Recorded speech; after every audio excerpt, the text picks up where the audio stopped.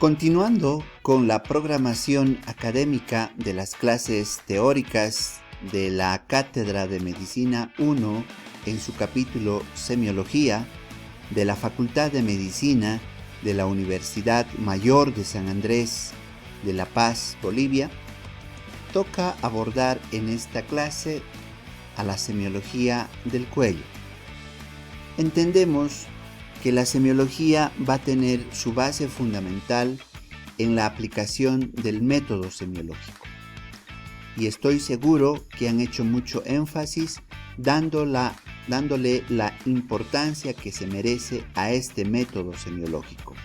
No deben olvidarse que se tiene que practicar este método semiológico en orden y en todos los órganos, aparatos y sistemas que vamos a explorar durante el examen físico. La semiología del cuello no va a ser la excepción.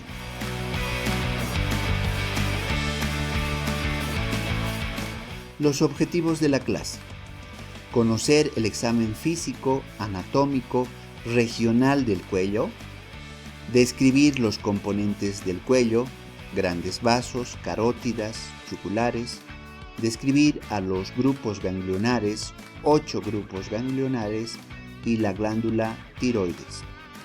Identificar y correlacionar los signos y los síntomas más frecuentes que comprometen al cuello.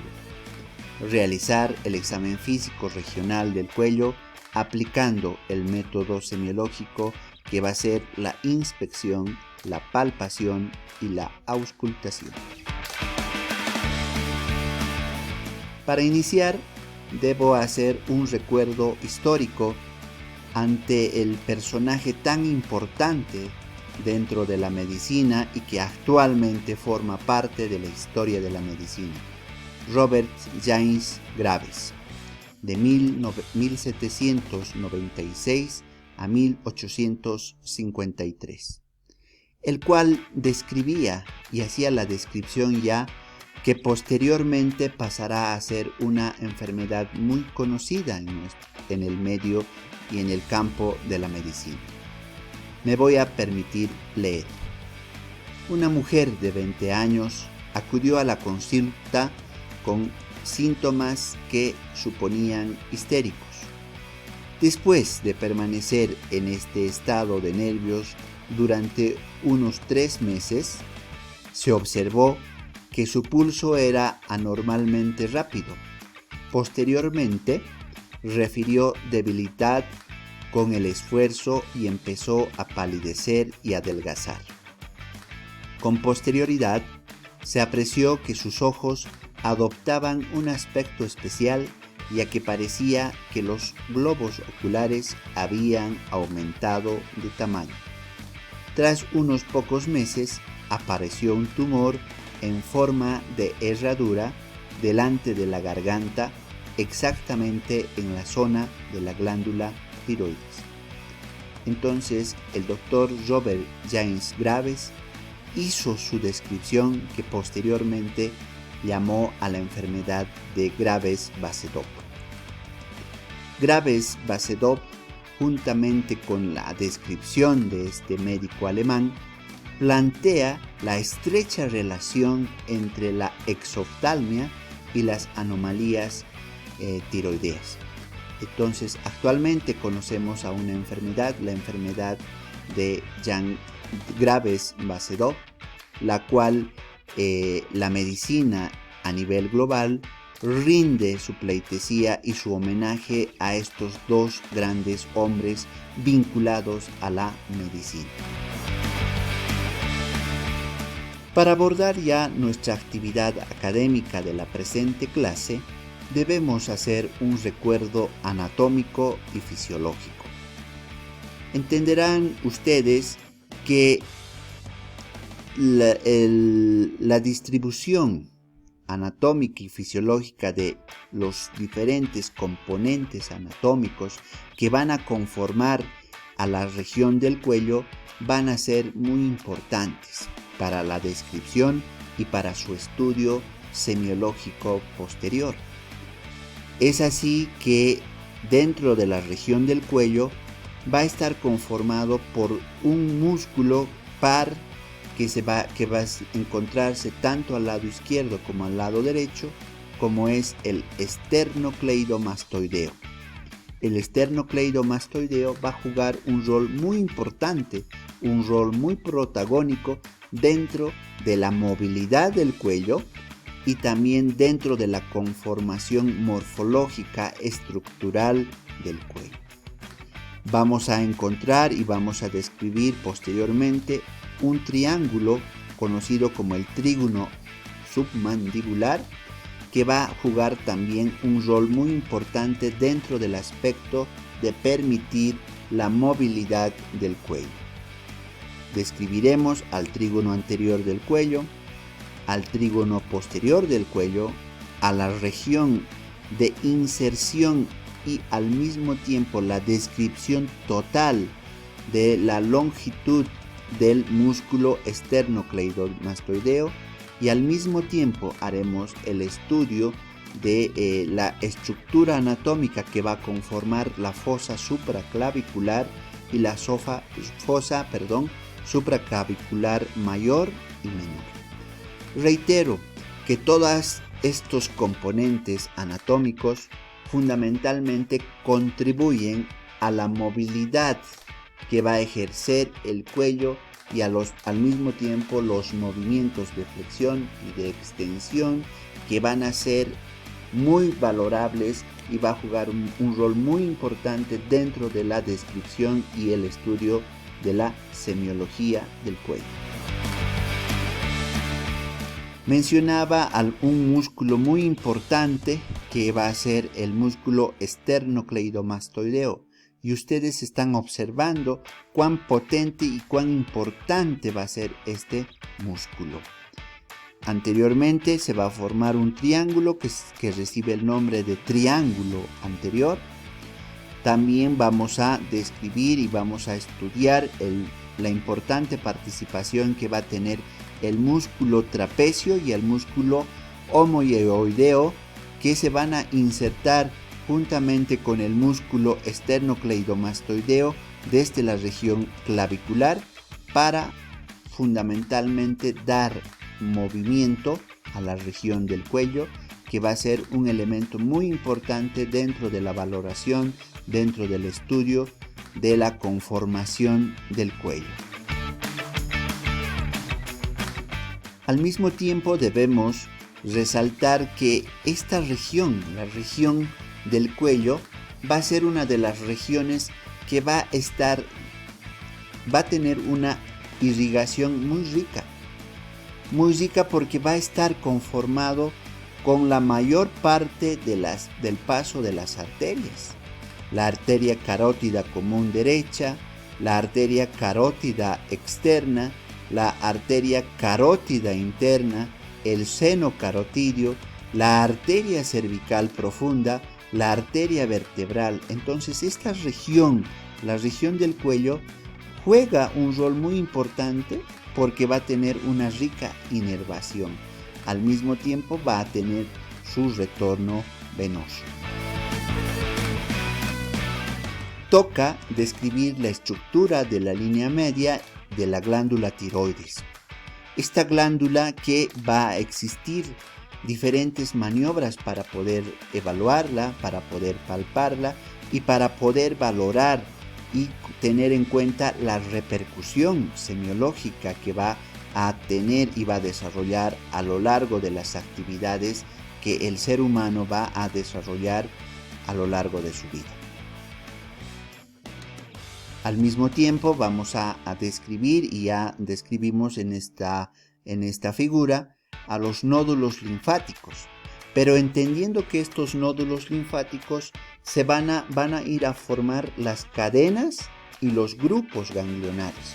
Entonces, las cadenas y los grupos ganglionares van a formar la estructura general conocida como nódulos linfáticos, que se encuentran abordados en un conjunto de 8 nódulos linfáticos: occipital, la posauricular, la posterior cervical, la anterior cervical, la submentoniana, la submaxilar, la la parótida, la preauricular y la supraclavicular. Entonces, conformando estos 8 grupos ganglionares, estos 8 grupos de los nódulos linfáticos, que reitero, se van a dividir en cadenas y en grupos ganglionares. Hablamos ya de las técnicas de exploración y aquí vamos a ya abordar a la inspección. Y en la inspección vamos a valorar la simetría, la presencia de posibles masas, la presencia de cicatrices y la presencia o la observación de algún nódulo linfático visible. Al mismo tiempo vamos a observar a la glándula parótida, a la submandibular, que estén aumentadas de tamaño.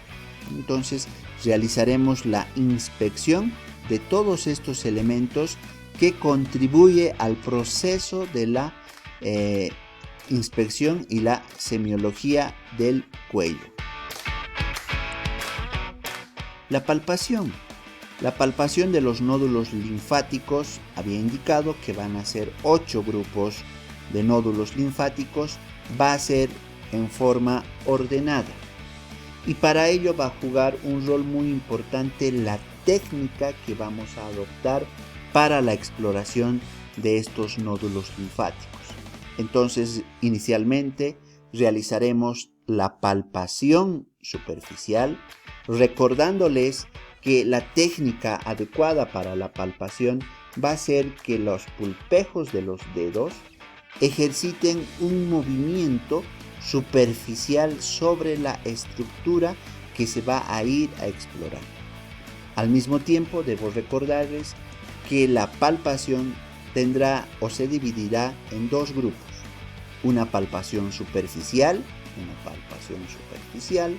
que posteriormente una palpación profunda, que consiste en el ejercicio de movimientos circulares y al mismo tiempo de la aplicación de presión sobre la superficie que estamos explorando. Entonces, para la palpación de los nódulos linfáticos utilizaremos ambas manos e iremos descendiendo desde la región posterior hacia la región anterior, con movimientos circulares, ejerciendo movimientos de presión, ¿no? Entonces recuerden, en la palpación vamos a palpar los 8 nódulos linfáticos. Los nódulos linfáticos aumentados de tamaño o dolorosos a la palpación van a exigir a proceder a la revisión de las regiones drenadas, a una meticulosa evaluación de los nódulos linfáticos y de otras regiones para poder distinguir una linfoadenopatía regional de una linfoadenopatía generalizada.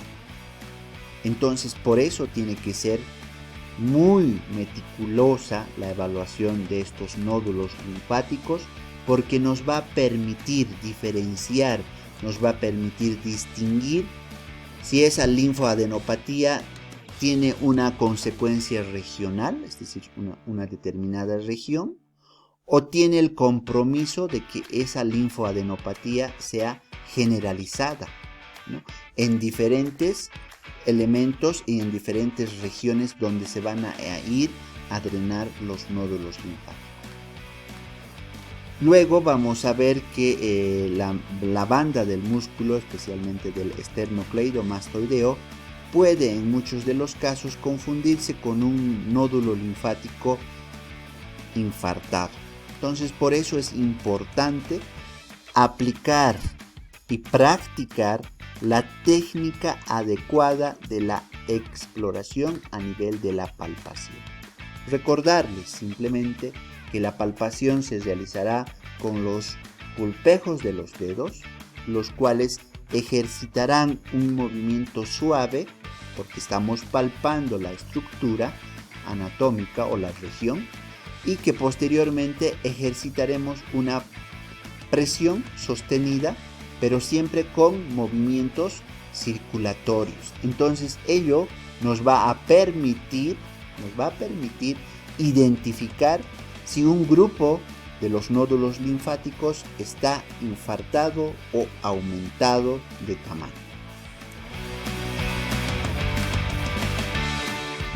Los nódulos linfáticos, dice e indica la literatura médica, debe rodar, debe tener un movimiento en varias direcciones. Entonces esa es la principal característica que vamos a encontrar o vamos a tratar de identificar dentro de la palpación de estos grupos de los nódulos linfáticos. Luego pasaremos a la exploración de la tráquea y de la glándula tiroides. Para ello tenemos que identificar al cartílago tiroides, al cartílago cricoides, a la tráquea, y en la inspección vamos a comprobar si es que existe algún tipo de desviación que generalmente no debe existir de la desviación de la tráquea. Para ello, la técnica indica que se debe colocar el dedo índice a un lado de la tráquea y observar un espacio entre el esternocleidomastoideo y la tráquea propiamente dicha. Entonces tiene que existir un movimiento de la tráquea y cuando se suelta, la tráquea tiene que volver a su posición normal, a su posición de inicio. Entonces haremos en ambos lados, tanto del lado izquierdo como del lado derecho. Reitero, esta maniobra es para identificar fundamentalmente si existe o no existe una desviación de la tráquea. Y reiterar que debemos identificar claramente al cartílago cricoides, al cartílago tiroides, a la tráquea, y esos elementos nos va a permitir fundamentalmente y facilitar el proceso de la identificación de la glándula tiroides. Al mismo tiempo, como había mencionado, se van a formar unos triángulos que simplemente nos servirán para identificar la región a nivel de la conformación muscular del cuello y que ello va a jugar un rol importante y protagónico para el proceso de la palpación de la glándula tiroides. Los signos y los síntomas más frecuentes asociados a la región anatómica del cuello va a ser el dolor, la disnea, la ronquera y la disfagia. A la inspección de la región del cuello tenemos que valorar muchos elementos. Y estos elementos serán la forma, el volumen del cuello, la posición del cuello, los pliegues cutáneos, la simetría, la presencia de masas o abultamientos a nivel de la región del cuello, los pulsos venosos, la ingurgitación yugular y los arcos de movilidad. Una flexión, una extensión, movimientos de lateralización izquierda, lateralización derecha, flexión, extensión, etc. ¿no?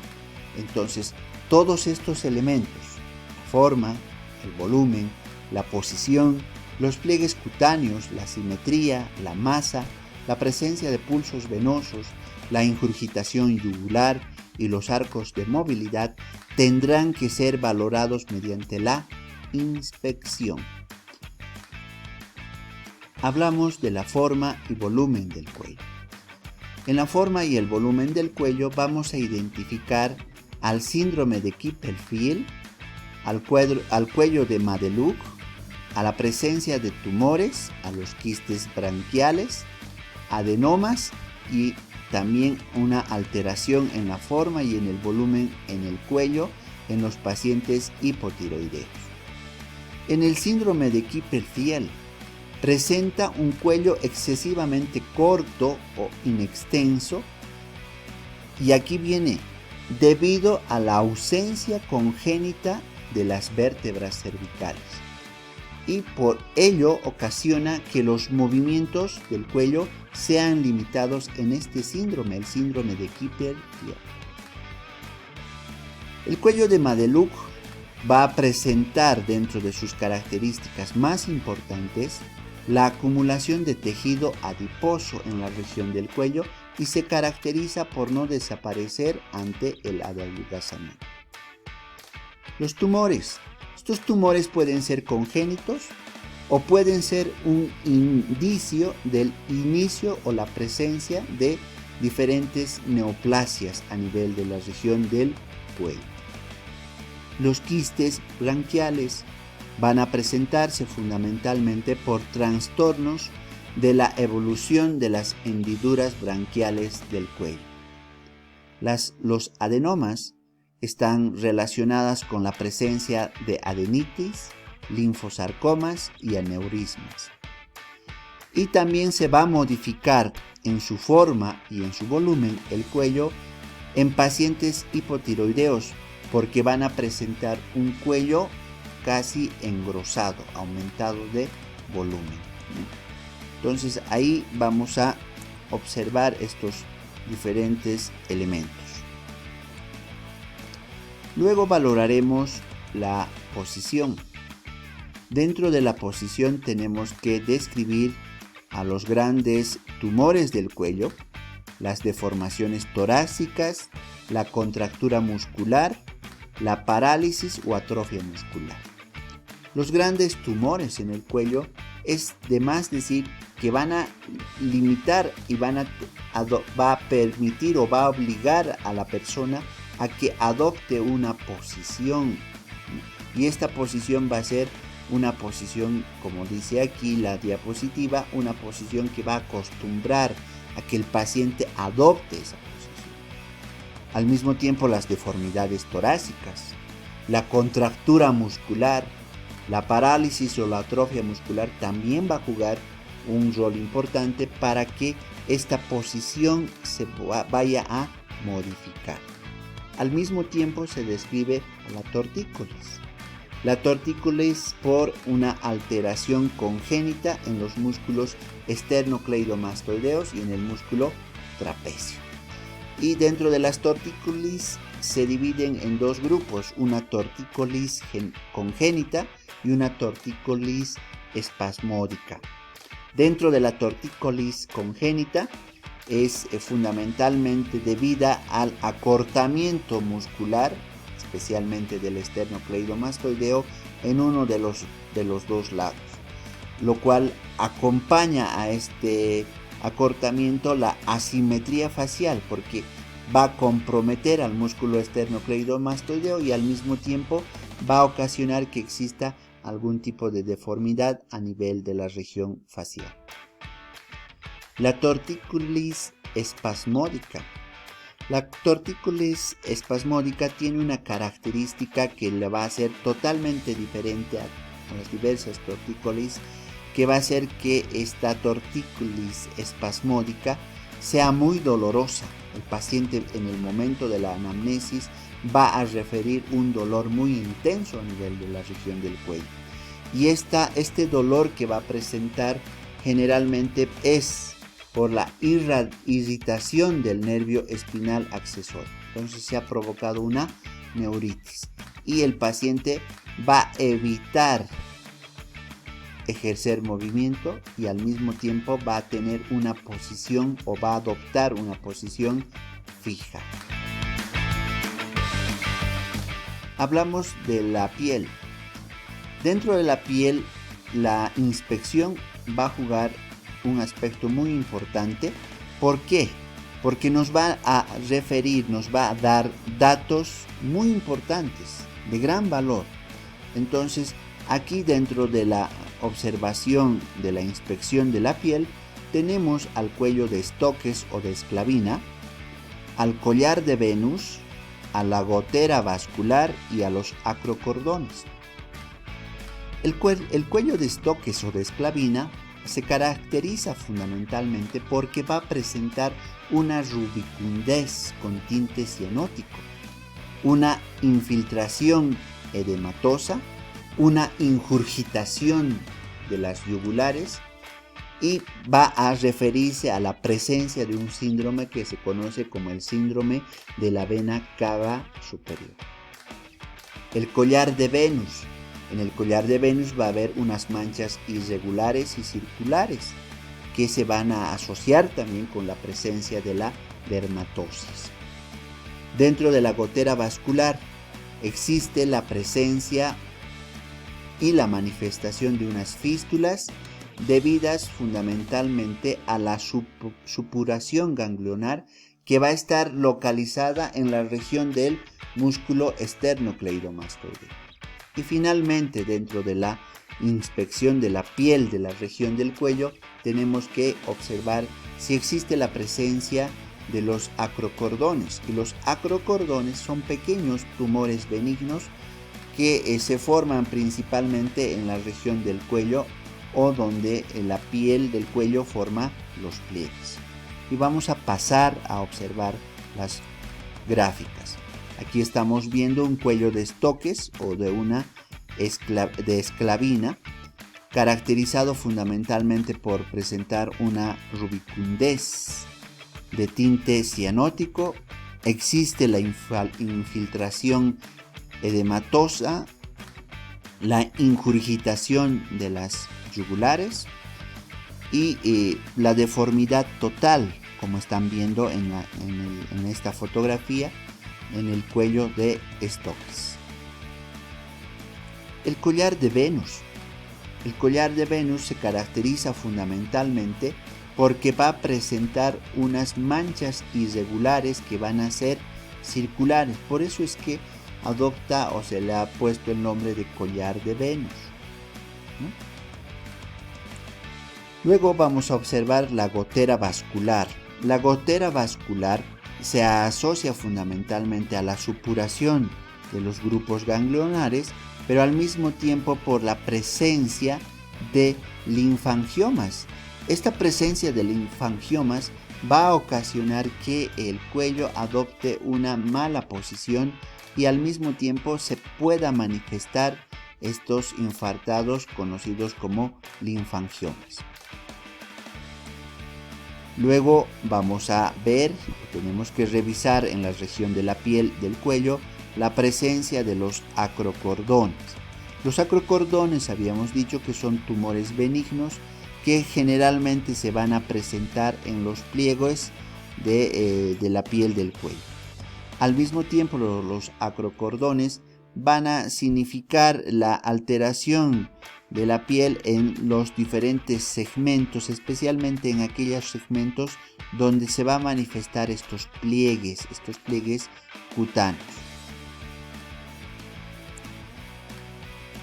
Luego tendremos que valorar la movilidad del cuello, asociados fundamentalmente a la alteración que puede deberse en su forma, y esta alteración en su forma asociada a cuadros de obesidad.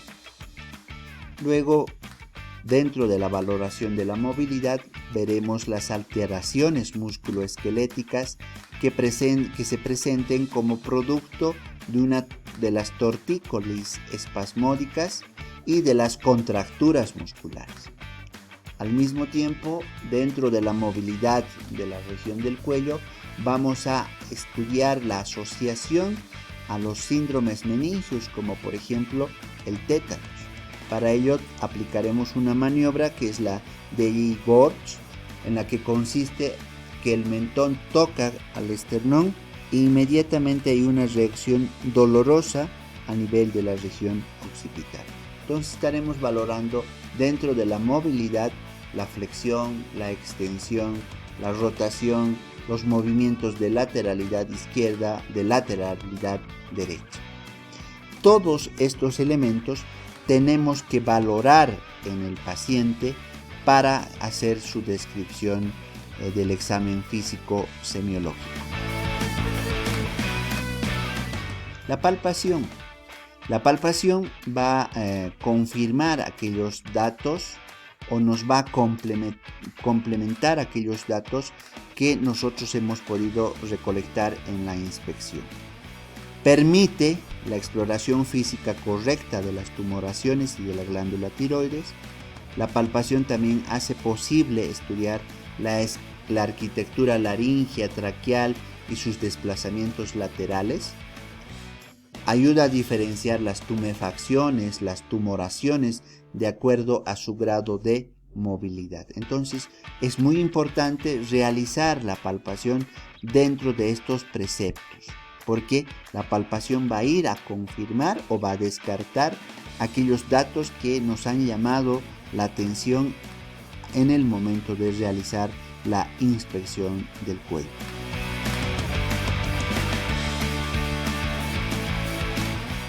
Dentro de la inspección pasamos ya a la palpación. La palpación va a ser la palpación de la región del cuello, que como había indicado tendrá que ser en un orden específico para palpar los 8 grupos ganglionares que vamos a estudiar y se van a distribuir en esta región del cuello. Estamos aquí en esta figura, en esta fotografía, se está valorando el tono y el trofismo de un músculo muy importante, que es el músculo esternocleidomastoideo.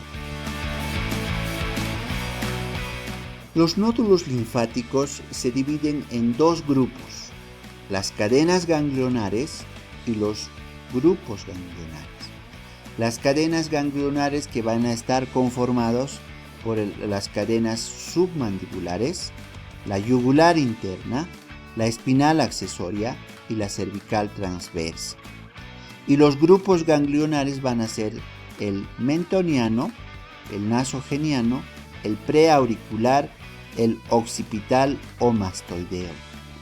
Entonces, estos grupos, estos nódulos linfáticos, reiterar que se dividen en 2 grandes grupos, las cadenas ganglionares y los grupos ganglionares.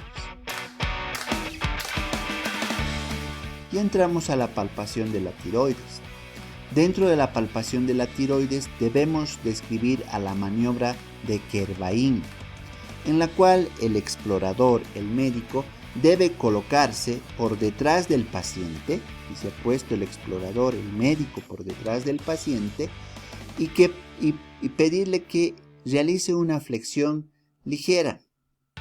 Pero la maniobra de Kervain va a tener su particularidad porque se van a colocar ambos pulgares en la nuca del paciente, que posteriormente se van a deslizar los dedos restantes a la región anterior, delante del área de la tiroides, y se va a evaluar con esta maniobra de Kervain la sensibilidad, el relieve, la movilidad, la consistencia y la presencia o ausencia de nodulación.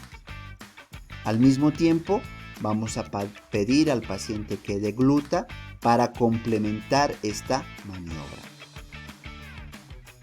Un dato muy importante, se van a mover los dedos exploradores en movimientos circulares hacia la tráquea y hacia las partes laterales, identificando los cuerpos, el cuerpo de la tiroides. Van a valorar los polos inferiores de los lóbulos tiroideos y de la superficie anterior de la glándula tiroides. Entonces, la maniobra de Kervain. Luego hablamos sobre la maniobra de Crillé. Para la realización de la maniobra de Crillé, el pulgar va a jugar un rol importante, porque el pulgar va a desplazar sucesivamente el lóbulo de la glándula tiroides al lado opuesto, y es el dedo pulgar el cual va a palpar a la glándula tiroides buscando algún tipo de nódulos. Entonces, a esta maniobra se la conoce como la maniobra de Crillé. La maniobra de LaHaye. Para realizar la maniobra de LaHaye, el paciente el explorador, se va a colocar frente al paciente, va a estar frente al paciente. Se debe colocar los 3 dedos en la cara lateral de la tráquea para moverla, exponiendo la cara posterior del lóbulo contrario, y con los dedos de la otra mano, se insertarán en el músculo esternocleidomastoideo y se palpará la cara posterior del lóbulo opuesto con el pulgar. Entonces está palpando la estructura del cuerpo de la tiroides. Entonces será el mismo procedimiento para explorar el cuerpo contralateral de la glándula tiroides, ¿no? Entonces la palpación se hace siempre de forma profunda, por eso es que la literatura médica refiere que se debe hacer esta palpación con los dedos insertados en el músculo esternocleidomastoideo. Entonces ello nos va a permitir realizar la palpación adecuada de esta glándula. A ello lo conocemos como la maniobra de la Hay. Luego hablamos de la maniobra de pisillo. Esta maniobra de pisillo va a ser específica, y esta maniobra de pisillo generalmente se va a aplicar o se va a poner en práctica en mujeres con cuello corto o mujeres con cuello robusto, lo cual la maniobra de pisillo nos permite fundamentalmente resaltar la exploración del tiroides y de la glándula tiroides y resaltar su volumen.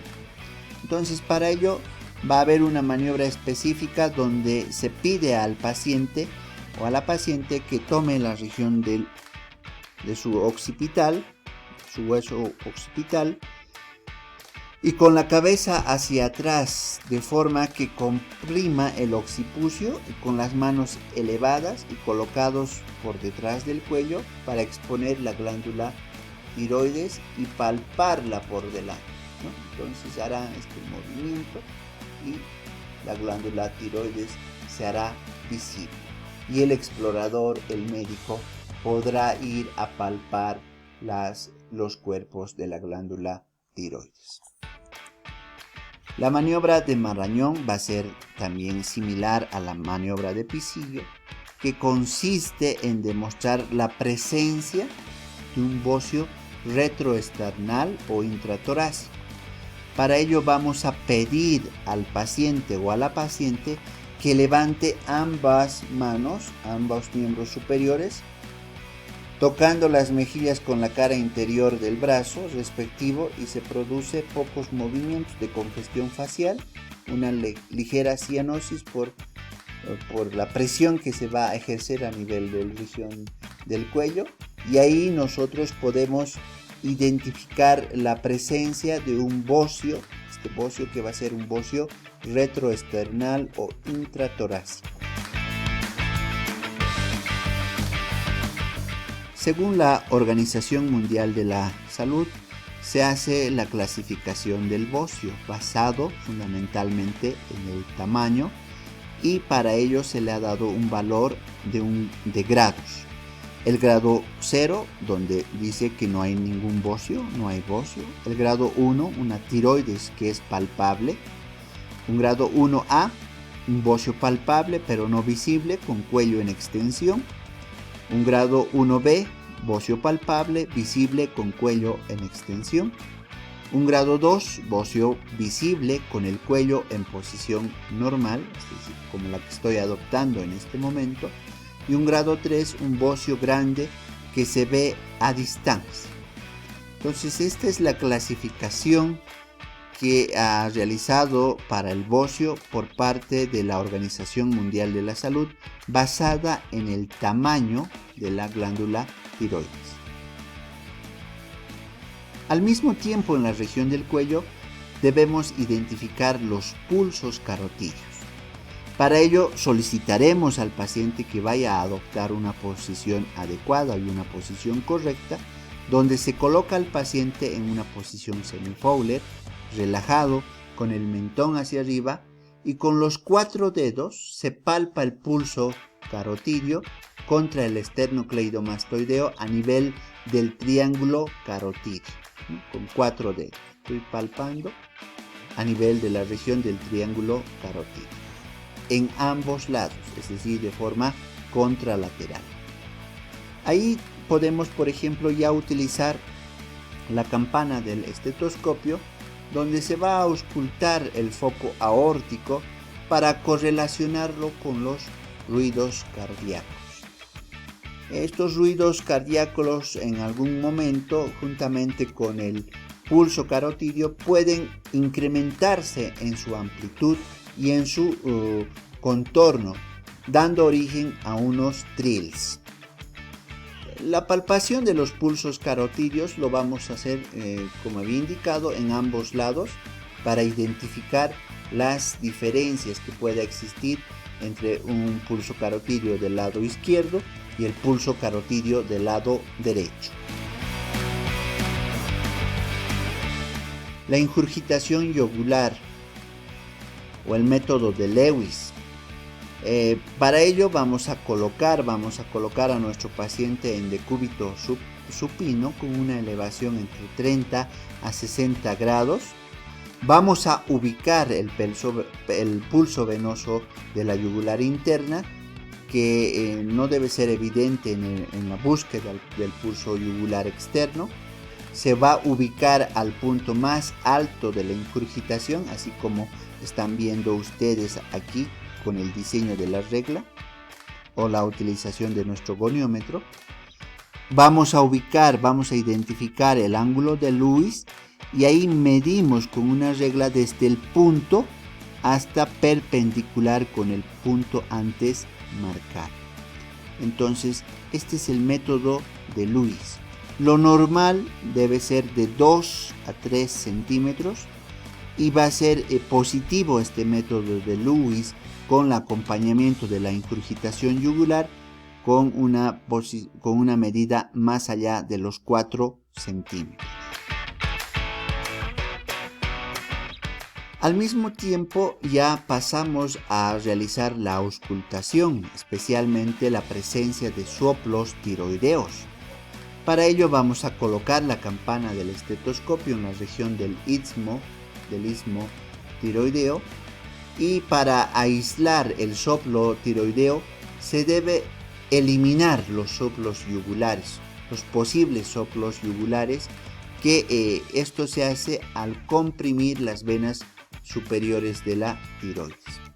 Ahora bien, en la auscultación y para identificar los soplos tiroideos, el hallazgo de encontrar un soplo tiroideo generalmente siempre nos asocia o nos sugiere la presencia de un bocio tóxico, de un bocio a veces intratorácico.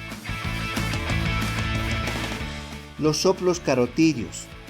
Para identificar los soplos carotidios se coloca la campana del estetoscopio en la región del triángulo carotidio,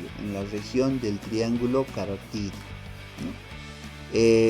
Así ello nos va a permitir identificar y escuchar mediante la auscultación estos soplos carotidios, donde tienen que ser evaluados en ambos lados. Entonces, la presencia de un soplo carotidio nos sugiere, por ejemplo, la presencia de una estenosis. Los soplos venosos yugulares. Para identificar los soplos venosos yugulares vamos a pedir al paciente que se ponga de pie. Vamos a colocar la campana del estetoscopio en el triángulo de Sedillot para auscultar la yugular interna. Una vez ya identificada la yugular interna, se realiza o se coloca presión por encima de este sitio, donde se ausculta para cerciorarse que el pulso es venoso. Entonces estamos identificando, estamos individualizando los soplos de origen venoso, los soplos yugulares de origen venoso. Lo mismo realizaremos en el lado contralateral.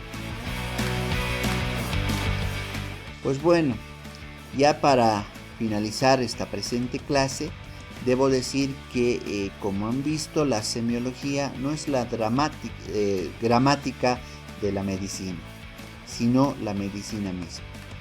Y esa medicina misma nos enseña la semiología. Por eso es que les insto, les motivo para que puedan estudiar con especial reflexión esta disciplina tan importante dentro de la formación del médico como es la semiología.